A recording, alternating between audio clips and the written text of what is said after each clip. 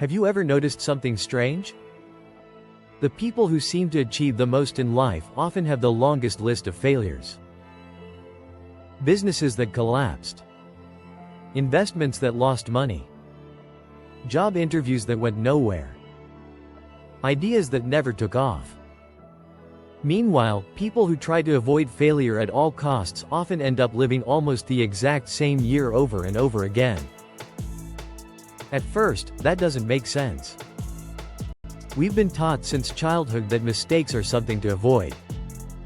School rewards perfect answers, promotions reward consistency, and society celebrates people only after they succeeded. Rarely do we see the years of rejection, embarrassment, uncertainty, and self-doubt that came before. But here's the uncomfortable truth. The greatest risk isn't failing. It's building a life where failure never happens.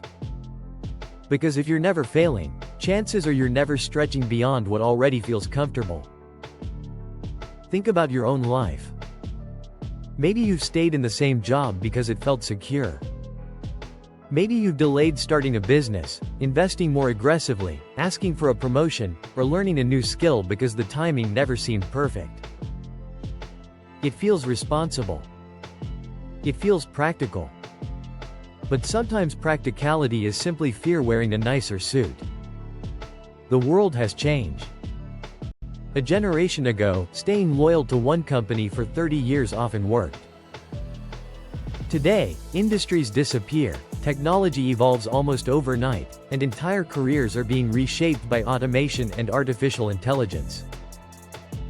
Ironically, the safest path can slowly become the riskiest one.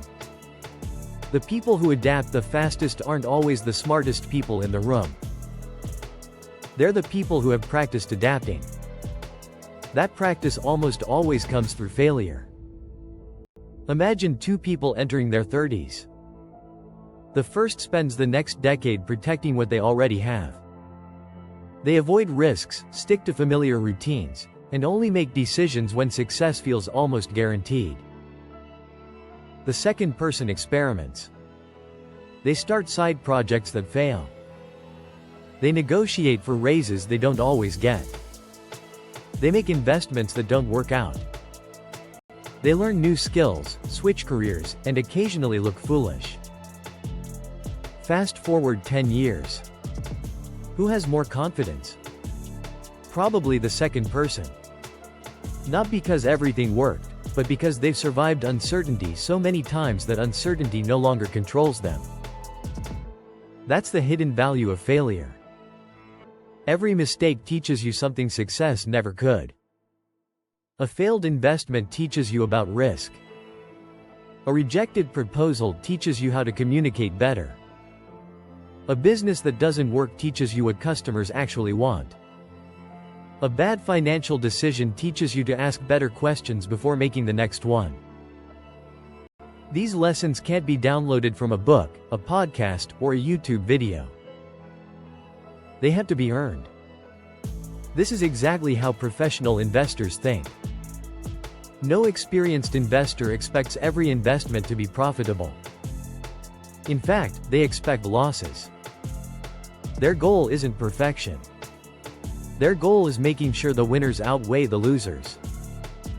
Life works the same way.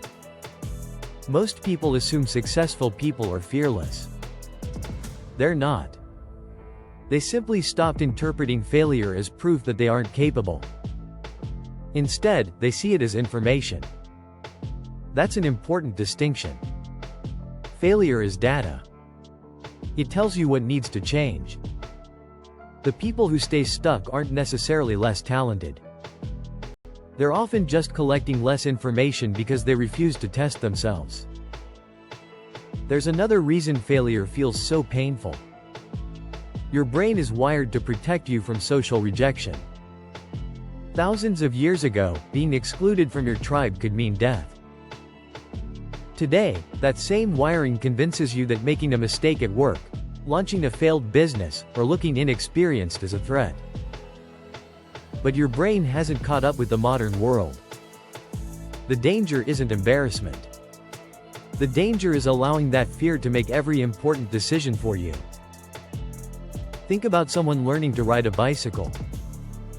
Would you trust the person who has fallen 50 times? Or the person who has never gotten on the bike? The answer is obvious.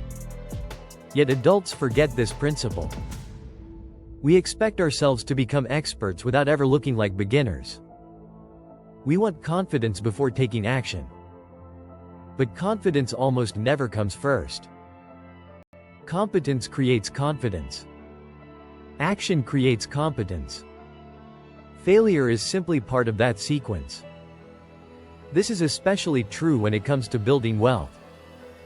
Every financially successful person has made bad decisions somewhere along the way.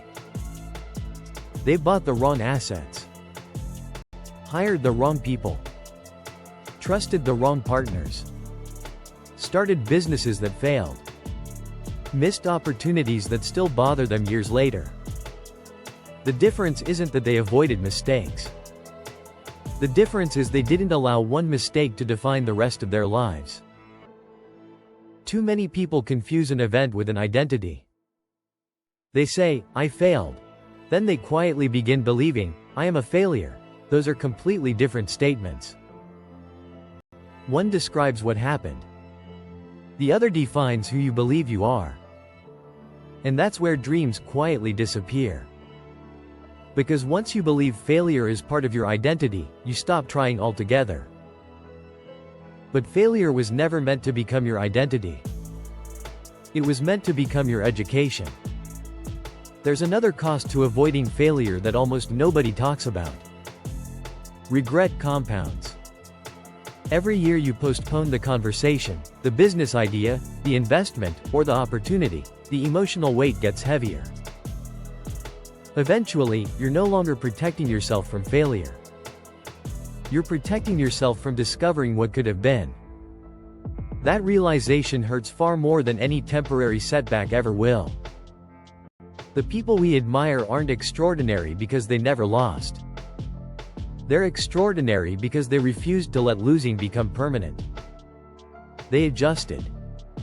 They learned. Then they tried again with better information. Success wasn't built on confidence. It was built on adaptation. So maybe the question isn't, what if I fail? Maybe the better question is, what will avoiding failure cost me 5 years from now? Because every decision has a price. You can pay today with discomfort, uncertainty, and temporary setbacks. Or you can pay later with regret, unrealized potential, and wondering how life might have been different. One investment grows freedom. The other grows excuses. And unlike money, time never gives you a second deposit. The people who build remarkable lives aren't the ones who avoid failure. They're the ones who learn to make failure work for them. Not because they enjoy failing. Not because they're naturally fearless. But because they've discovered something most people never do. Failure isn't the opposite of success. It's the price of admission. The sooner you're willing to pay that price, the sooner you stop fearing the very thing that can change your life.